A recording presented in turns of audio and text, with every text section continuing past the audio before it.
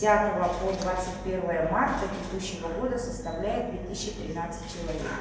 80% списков людей органы внутренних дел уже отработали, то есть они выявили действительное местонахождение всех жителей республики, всех районов. Из этого количества 50% жителей, которые прибыли, мы уже нашли, выдали им предписание с тем, чтобы самоизоляцию передали здравоохранение и наблюдение. И, кроме того, это мы говорим о тех жителях, которые прибыли к нам 21 марта уже в городах Якутск, Нерюнгри, Мирный, Ленск, мы отслеживаем тех людей, которые по настоящее время сейчас продолжают прибывать к нам из-за границы.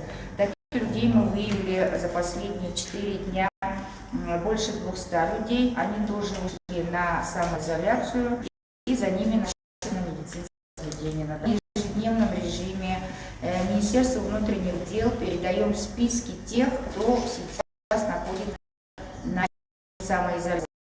И в всех районах республики максимальное количество находится в городе Якутске, они ходят по домам и проверяют, как эти граждане соблюдают режим изоляции. Поэтому к тем, которые нарушают этот режим, к примеру, когда не приходит участковый и не застает их дома, будут применяться административные меры наказания по статье 6.3 Кодекса об административных правонарушениях. Поэтому я призываю всех граждан республики, которые сейчас приехали из-за границы и находятся на режиме самоизоляции, пожалуйста, не нарушайте его.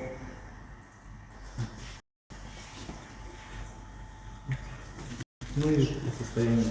По состоянию здоровья наших пациентов, которые находятся в инфекционном стационаре, состояние стабильное, практически они все бессимптомные.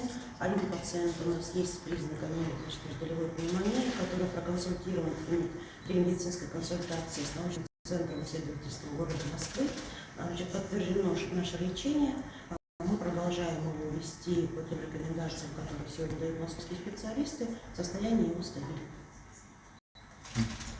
Ирина Алтаевна, скажите, пожалуйста, какие меры будут предприниматься по самоизоляции людей старшего возраста? Мы очень много говорим о самоизоляции. Действительно, сегодня было принято очень, на наш взгляд, важное решение, поскольку мы именно группа риска, это лица старше 65 лет, особенно с хроническими заболеваниями, а это практически 90% наших возрастных людей. И главой сегодня был подписан указ о том, что люди, которые выходят добровольно на самоизоляцию, будут получать денежную выплату 2000 рублей в начале месяца и 2000 рублей в конце месяца, поскольку эти люди не подлежат под выдачу больничных листов. Очень часто у нас такой вопрос возникал, мы объясняли, что, к сожалению, больничные листы данной категории не положено, поэтому наше такое решение для поддержки социальной меры таких граждан.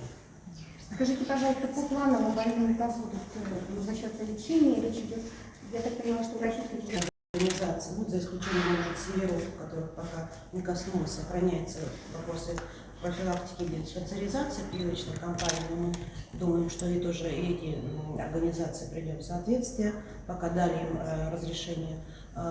По территории Центральной Республики, соответственно, в городе Якутске, в крупных городах, закрыты у нас все профилактические приемы, диспансеризация, прививочная кампания, причем это касается и взрослых, и детей. Кроме того, мы прекратили выдачу, и в том числе платных медосмотров, которые люди у нас направлялись на работу, на трудоустройство, на оружие наших Тверские, поэтому мы приносим свое, извинения за социальное неудобство, сегодня вынужденные меры такие, они необходимы. Мы перевели большинство наших докторов в режим посещения на дому. И вы знаете, что мы увеличили количество врачей, которые привлечены в медицинские организации в первичную амбулаторную службу, и увеличили количество выездных бригад. Мы выписываем сегодня рецепты на 3 месяца постоянно нашим пациентам. Больничные листы мы выписываем онлайн уже в течение почти месяца. Еще раз призываем, без особой надобности, пожалуйста, не ходите в поликлинику, потому что все-таки это один из основных источников вероятного заражения, особенно лица, которые старше 65 лет. Маргарита Егоровна, скажите, пожалуйста, по ограничению работы фудкортов в торговых центрах. Ну, глава сейчас озвучил, что он, значит, будет принято такое решение.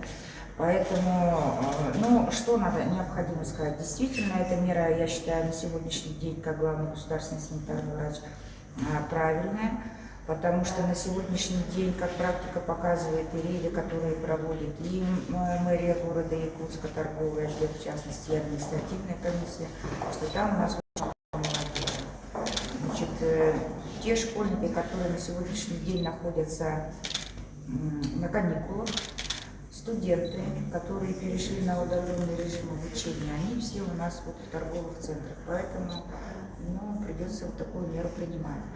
Но необходимо сказать, что хоть и поступают жалобы, что там проверки малого и среднего бизнеса, я хочу отметить, что уже с конца прошлой недели нам пришел приказ нашего центрального аппарата Роспотребнадзора, и все плановые проверки, как я говорила, они у нас уже, значит, пока приостановлены.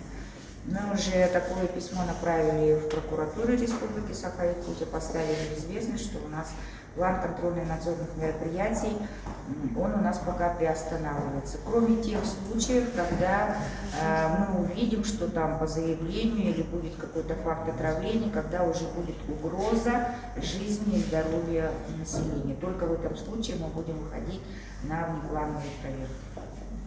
Спасибо. Так, уважаемые коллеги, спасибо. Спасибо большое. Так, уважаемые коллеги, я хочу... Все здесь, да? Так, чьи? Так, мы меняем...